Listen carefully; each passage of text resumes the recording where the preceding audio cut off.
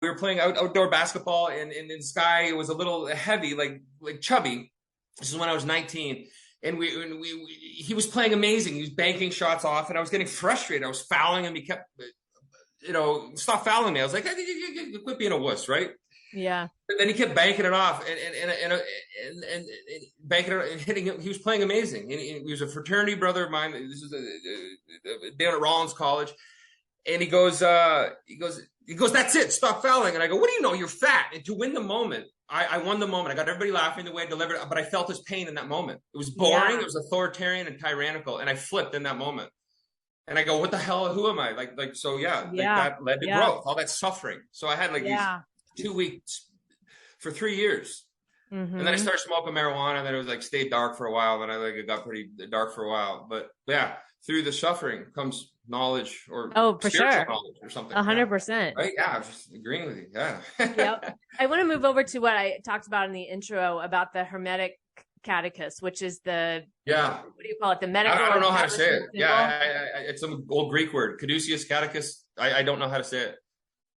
Yeah, Hermetic. It's a Hermes magic wand. It's the son of Zeus. It's the son of God, right? Cronus. And this is another way to look at duality.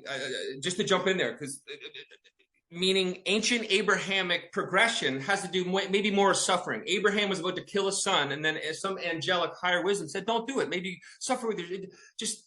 Don't do it. Just whatever it takes to suffer through with your son, right? Mm-hmm. This is the idea, right? He was about to murder him, whatever happened, just don't do it. And then the polar opposite of that is ancient Greek paganism, where Cronus had a vision that Zeus was going to rise up to overthrow him, just like Cronus did his father, Uranus. And so what did he do? As per the ancient Greek paganism, he devoured, they say, his child.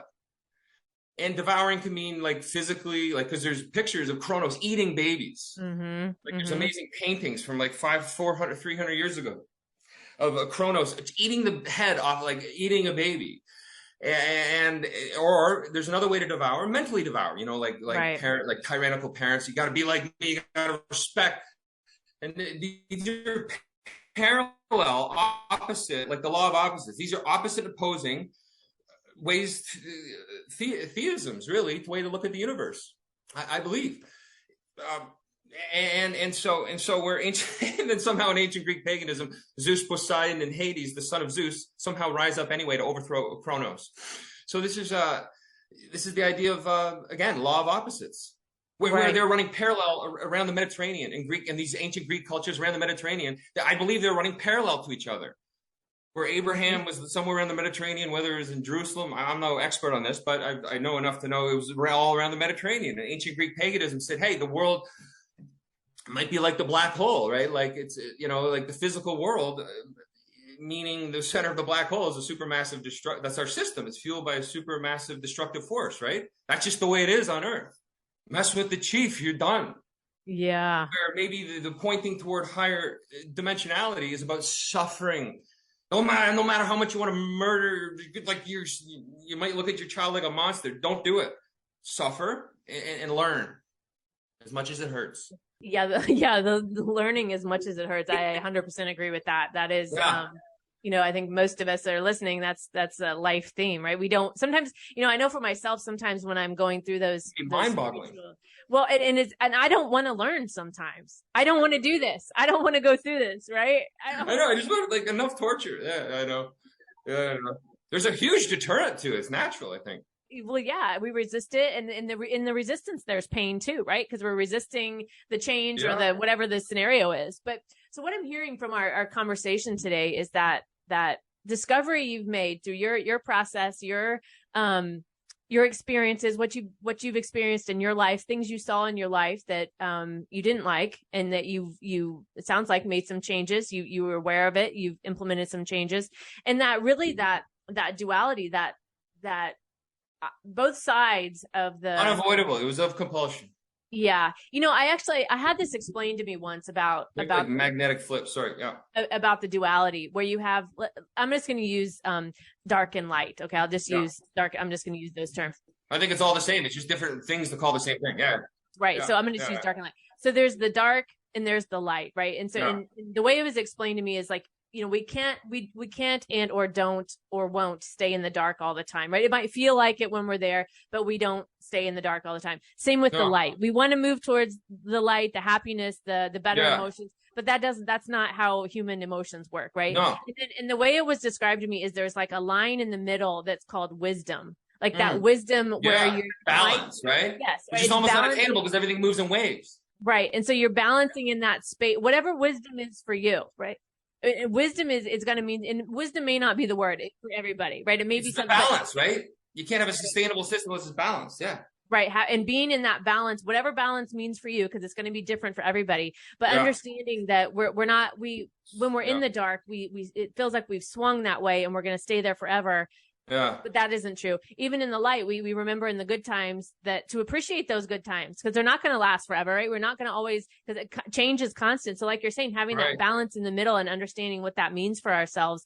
That was a way that it was explained to me that I found very, very helpful as I think about my life and the way I go through things. Yeah, 100%. I mean, I guess it's so unattainable or fleeting. Not unattainable. It's obviously attainable, but maybe the idea is it's fleeting. As per the test, we're always tested to take on more things in life, and then with great power comes great responsibility. Then you're thrown back and rise up, and then maybe as you take on more responsibility and power, you have to keep balancing yourself. Whether you become a parent, that's a lot of responsibility. As you grow and gain mental power, which I think is just life, experience over time. Yeah. What's the difference between a 40-year-old and a 10-year-old? It's just experience over time. Yeah. Right. Yeah.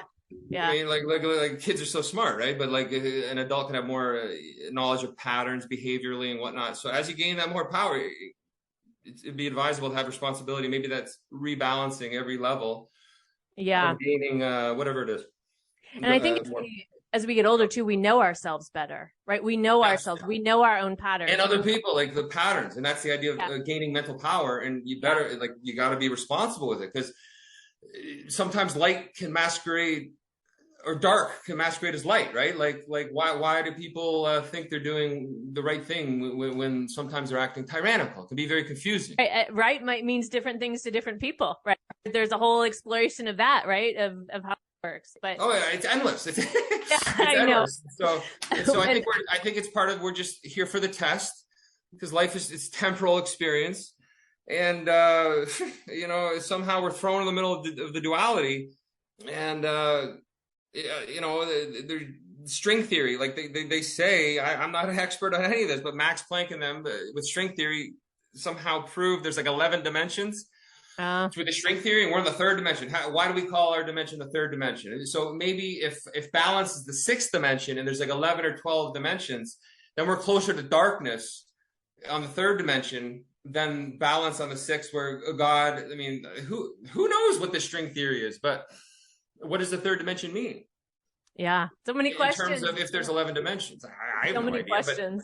Maybe that's why there's so many horrors and people rationalizing dark acts on this planet, because maybe we're just like dimensionally closer to the first dimension, if that's of a snake or a spider or a demon or whatever, right? It's like, and maybe they can't get into the fourth.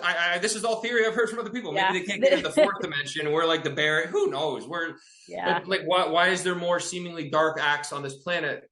Like outwardly dark acts, where all the good acts we do, like maybe those are all immeasurable kind acts that go unnoticed, right? I don't know. We're coming to the end of our time. We could talk a long time about this. Oh my God. We're out of time. I think, that's why we're here, though, to consider it. Exactly.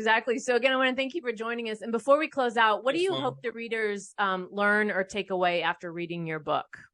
Yeah, I hope they give the Vitruvian Man another look and head on over to, eventually maybe read my book and then check out Dr. Ian McGilchrist, because he's got a cool hemisphere theory where he says the right hemisphere is the master, holds the secrets of the universe, and the left hemisphere is the emissary dealing with the physical world, our place in the world. But in the end, he claims the master has all the answers. So just check him out on the YouTube. He can really speak well about it. Buy my book if you want to.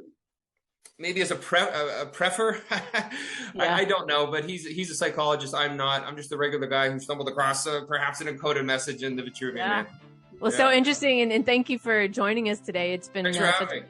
very interesting conversation. Yeah, and DaVinciMentalCode.com is where the book is, or Archway Publishing, Da Vinci Mental Code. Thanks, Sloan. Okay, great. I'll put all those links in the show notes so that listeners can find that. Thank you so much. It's a pleasure talking with you. You're welcome. And you've been listening to the Books on Air podcast, brought to you on webtalkradio.net. You can also hear this podcast on Spotify, iHeartRadio, Stitcher, and Apple Podcasts. I'm Sloan Fremont, and I hope you'll join us for the next Books on Air podcast. Remember, you never know who's going to be here, and you never know what we're going to talk about. Thank you so much for listening.